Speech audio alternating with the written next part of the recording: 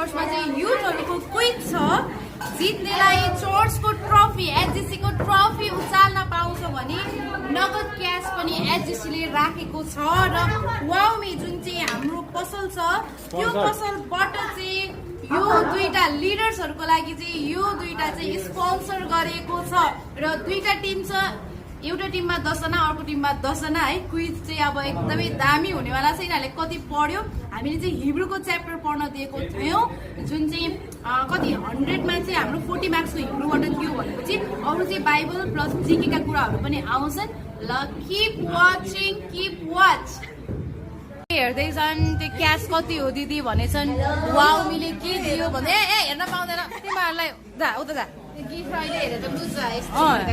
हो त ऊ कति छन् भनेछन्। जा जा जा पहिला फर्स्ट भाउ जितेर देखाऊ गर्दै हुनुहुन्छ।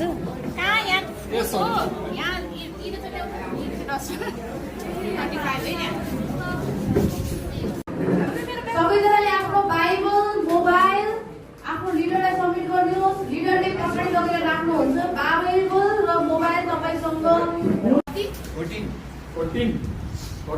14मा यस्तो क्वेसन रहेको छ, येशू ख्रिस्ट कसको पक्षमा परमेश्वरको सामु उपस्थित हुनुभयो? येशू ख्रिस्ट कसको पक्षमा परमेश्वरको सामु उपस्थित हुनुभयो? टाइम सुरु भयो। येशू ख्रिस्ट कसको पक्षमा परमेश्वरको सामु उपस्थित हुनुभयो?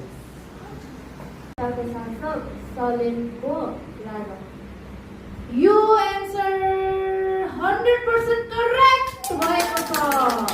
सालेमको राजा अर्थात् शान्तिका राजा भनेर चाहिँ मल्किसेदेकको नामको अर्थ रहेको।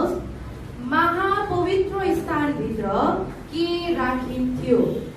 महापवित्र स्थानभित्र के राखिन्थ्यो?